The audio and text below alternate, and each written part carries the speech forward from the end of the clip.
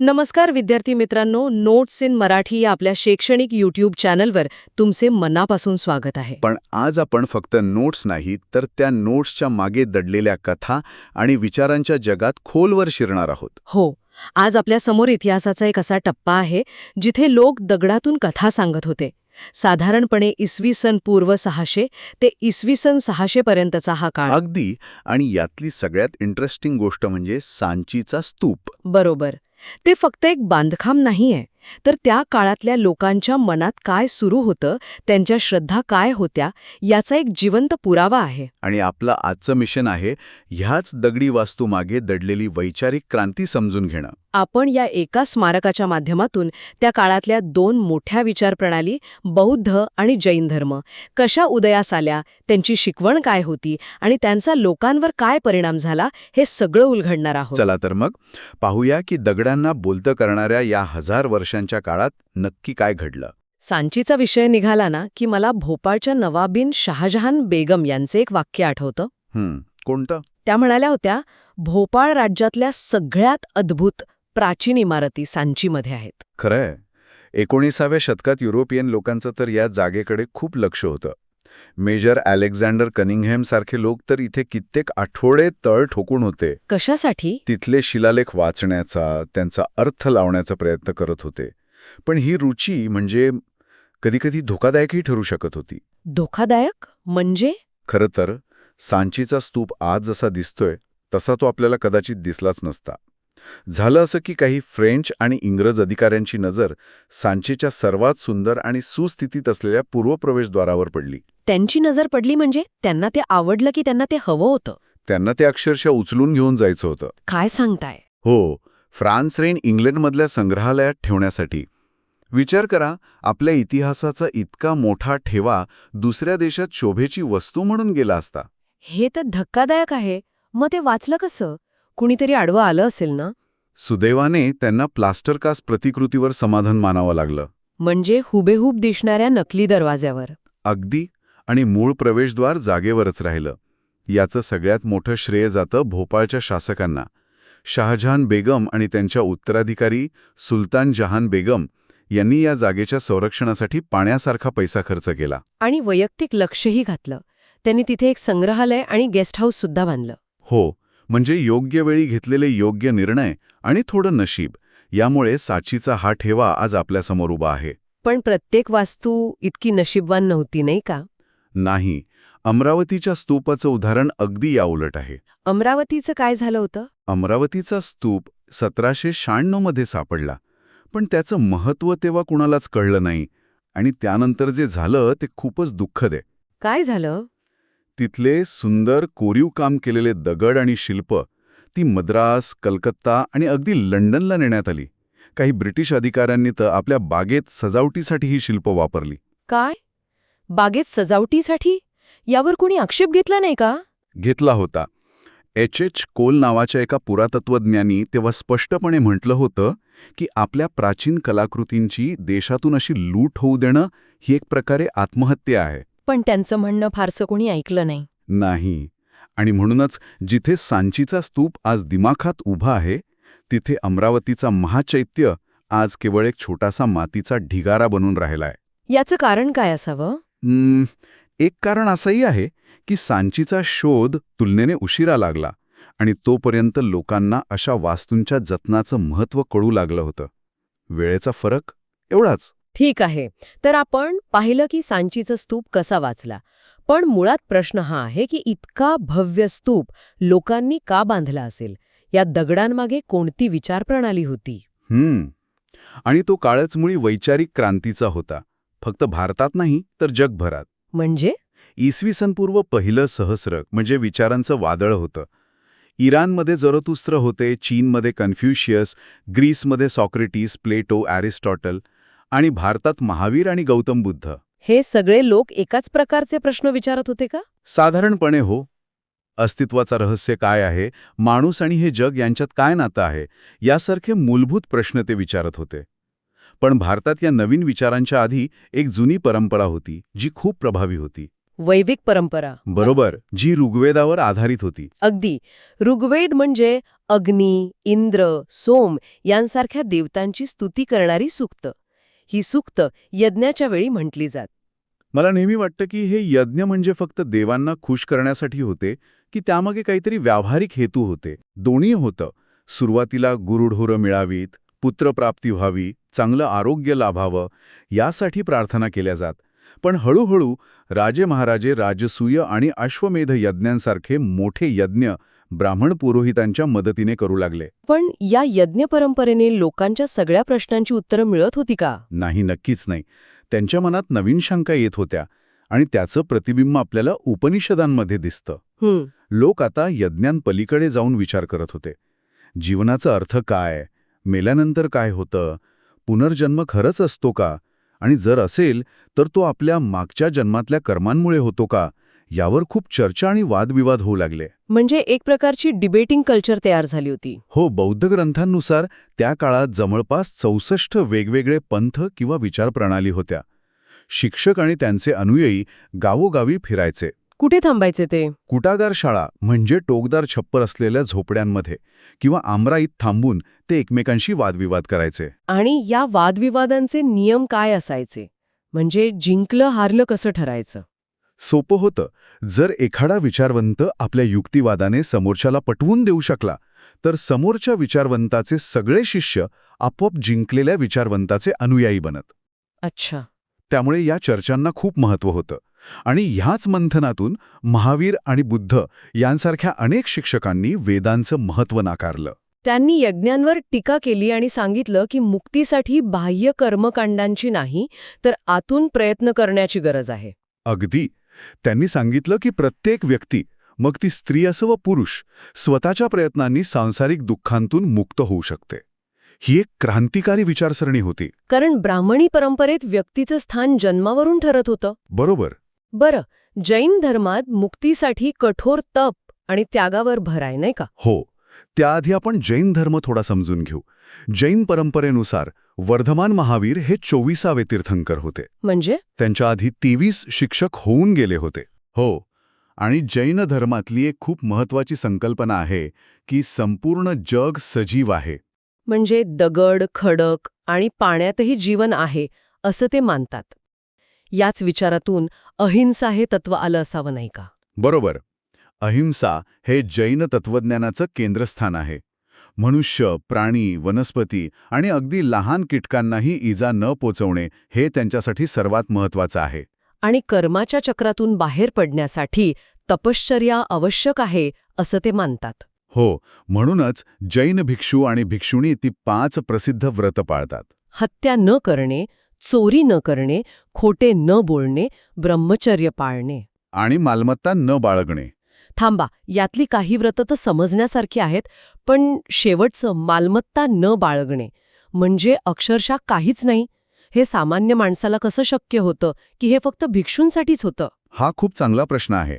हे व्रत प्रामुख्याने भिक्षू आणि भिक्षुणींसाठी होते, ज्यांनी संसार पूर्णपणे त्यागला होता. त्यांना अक्षरशः स्वतःच्या मालकीची कोणतीही वस्तू ठेवण्याची परवानगी नव्हती. अच्छा. सामान्य लोकांसाठी नियम थोडे शिथिल होते, पण त्यांनाही गरजेपेक्षा जास्त संग्रह न करण्याचा सल्ला दिला जात असे. बरं, आता आपण बुद्धांच्या शिकवणीकडे वळूया. त्यांची कथा तर खूपच वेगळी आहे. एक राजकुमार ज्याने सगळं सोडून दिलं. हो, बुद्धांचं मूळ नाव सिद्धार्थ, शाक्य कुळाचे राजकुमार. त्यांना राजवाड्यात जगातील दुःखांपासून पूर्णपणे दूर ठेवण्यात आलं होतं. पण एका दिवशी त्यांनी शहरात एक म्हातारी व्यक्ती, एक आजारी माणूस आणि एक मृतदेह पाहिला. आणि त्यांना धक्का बसला. त्यांना जाणवणं की मानवी शरीराचा नाश अटळ आहे. त्यानंतर त्यांनी एक संन्यासी पाहिला जो या सगळ्याच्या पलीकडे जाऊन शांत दिसत होता. आणि त्या एका क्षणाने त्यांचं आयुष्य बदललं. अगदी. त्यांनी सत्याच्या शोधासाठी राजवाडा सोडला. अनेक मार्ग अवलंबले. अगदी कठोर तपश्चर्यासुद्धा केली. पण त्यांना समाधान मिळालं नाही. मग अखेर त्यांनी ध्यानाचा मार्ग स्वीकारला आणि एका पिंपळाच्या झाडाखाली त्यांना ज्ञानप्राप्ती झाली. तेव्हापासून ते बुद्ध म्हणजे ज्ञानी म्हणून ओळखले जाऊ लागले. त्यांच्या शिकवणीचं सार काय होतं? त्यांनी लोकांना काय सांगितलं? सुत्तपिटकातल्या त्यांच्या शिकवणीनुसार त्यांनी 3 मूलभूत गोष्टी सांगितल्या. 1. हे जग अनित्य आहे. अनित्य म्हणजे? म्हणजे सतत बदलणारं. याला असं समजा, नदीच्या वाहत्या पाण्यासारखं. तुम्ही एकाच पाण्यात दोनदा पाय नाही टाकू शकत. प्रत्येक क्षण वेगळा आहे. काहीच कायम नाही. दुसरं काय? दुसरं, जग अनात्म आहे. म्हणजे जगात अशी कोणतीही गोष्ट नाही जी स्थायी किंवा शाश्वत आहे. अगदी आपला आत्मा सुद्धा नाही. आणि तिसरं, या सतत बदलणाऱ्या अशाश्वत जगात दुःख हे मानवी अस्तित्वाचा अविभाज्य भाग आहे. मग या दुःखातून बाहेर कसं पडायचं? त्यासाठी बुद्धांनी मध्यम मार्ग सांगितला. म्हणजे जैन धर्मासारखी कठोर तपश्चर्याही नको आणि दुसरीकडे भौतिक सुखांमध्ये पूर्णपणे बुडून जाणंही नको. या दोन्हींच्या मधला मार्ग? आणि हा मार्ग त्यांनी लोकांना शिकवण्यासाठी संघ नावाच्या भिक्षूंच्या संघटनेची स्थापना केली. हो. या संघात सगळ्यांना प्रवेश होता का? म्हणजे जात वर्ण यावरून काही भेद होता का? नाही, अजिबात नाही. सुरुवातीला फक्त पुरुषांना होता, पण नंतर स्त्रियांनाही भिक्षुणी म्हणून प्रवेश दिला गेला. महाप्रजापती गौतमी या पहिल्या भिक्षुणी होत्या. अच्छा. आणि संघाची सर्वात मोठी खासियत ही होती की तिथे जात किंवा सामाजिक दर्जा पाहिला जात नव्हता. राजे, श्रीमंत व्यापारी, कामगार, गुलाम सगळे समान मानले जात होते. ठीक आहे. तर आपण या दोन मोठ्या विचारप्रणालींबद्दल बोललो, पण या विचारांचं आणि सांचीच्या स्तूपासारख्या दगडी वास्तूंचं नातं काय? हे स्तूप का आणि कसे बांधले गेले? स्तूप म्हणजे मुळात एक ढिगारा. ज्या ठिकाणी बुद्धांचे अवशेष जसे की त्यांचे दात, केस किंवा त्यांनी वापरलेल्या वस्तू पुरल्या होत्या, त्या पवित्र ठिकाणी हे स्तूप उभारले गेले. असं म्हणतात की सम्राट अशोकाने खूप स्तूप बांधले. हो, अशोकवदन नावाच्या एका बौद्ध ग्रंथानुसार सम्राट अशोकाने बुद्धांचे अवशेष प्रत्येक महत्वाच्या शहरात वाटून त्यावर स्तूप बांधण्याचे आदेश दिले होते. इतके मोठे स्तूप बांधायला पैसा कुठून आला असेल? फक्त राजानीच दिला का? नाही, हीच तर गंमत आहे. स्तूपांवर जे शिलालेख आहेत त्यावर देणगीदारांची नावं कोरलेली आहेत. अच्छा. त्यात सातवाहनांसारख्या राजांची नावं आहेत, तशीच सामान्य स्त्री-पुरुषांचीही नावं आहेत. सांचीच्या एका प्रवेशद्वारासाठी तर हस्तिदंताचं काम करणाऱ्या कारागिरांच्या संघाने निधी दिला होता. वा, म्हणजे स्तूप बांधणं हे एक सामूहिक काम होतं. अगदी. आणि ह्या स्तूपांवरचं कोरीव काम, ती शिल्प केवळ सजावट होती की त्यात काही अर्थ दडलेला होता? ती केवळ सजावट नव्हती, ती बोलकी शिल्प होती. त्यात कथा दडलेल्या आहेत. उदाहरणार्थ, सांचीमध्ये वेस्संतर जातक कथेचं चित्रण आहे. कोणती कथा आहे ती? ही एक अशा उदार राजकुमाराची गोष्ट आहे ज्याने आपलं सगळं काही, अगदी आपली मुलं आणि पत्नीसुद्धा एका ब्राह्मणाला दान करून टाकली. एक गोष्ट मला नेहमीच उत्सुकता निर्माण करते की सुरुवातीच्या शिल्पांमध्ये बुद्धांना माणसाच्या रूपात का दाखवलं जात नव्हतं? अगदी बरोबर मुद्दा आहे. सुरुवातीच्या काळात बुद्धांना प्रतीकांमधून दाखवलं जायचं. म्हणजे कसं? जसे की रिकामासन हे बुद्धांच्या ध्यानाचं प्रतीक होतं, स्तूप हे त्यांच्या महापरिनिर्वाणाचं प्रतीक होतं, आणि चाक म्हणजे चक्र हे सारनाथ इथे दिलेल्या पहिल्या प्रवचनाचं प्रतीक होतं. पण या शिल्पांवर फक्त बौद्ध धर्माचाच प्रभाव होता की त्या काळातल्या इतर लोकप्रिय परंपरांचाही अंश त्यात मिसळला होता? नक्कीच मिसळला होता. सांचीच्या प्रवेशद्वारावर झाडाला धरून झुलणाऱ्या एका सुंदर स्त्रीचं शिल्प आहे. तिला शालभंजिका म्हणतात. शालभंजिका? हो. त्या काळात अशी एक लोकसमजूत होती की तिच्या स्पर्शाने झाडांना फुलं आणि फळं येतात. म्हणजे ही एक प्रकारची समृद्धीची देवता होती. आणि तिला बौद्ध स्तूपावर जागा मिळाली हे किती इंटरेस्टिंग आहे. हो, कारण जे लोक बौद्ध धर्मात आले ते त्यांच्या जुन्या श्रद्धा आणि कल्पनासोबत घेऊन आले. त्यामुळे आपल्याला स्तूपांवर हत्ती दिसतात, जे शक्ती आणि बुद्धीचे प्रतीक आहेत. एका शिल्पात तर कमळावर बसलेली आणि हत्तींनी अभिषेक घातलेली एक स्त्री दिसते. काही इतिहासकारांच्या मते ती बुद्धांची आई मायादेवी आहे, तर काहींच्या मते ती संपत्तीची देवी गजलक्ष्मी आहे. याचा अर्थ असा होतो का की बौद्ध धर्म स्थिर नव्हता, तो एका जागी थांबलेला नव्हता, त्यातही काळानुसार बदल होत होते? नक्कीच. ईसा पहिल्या शतकापर्यंत बौद्ध विचारांमध्ये आणि पद्धतींमध्ये मोठे बदल झाले. तारणहार ही संकल्पना उदयास आली.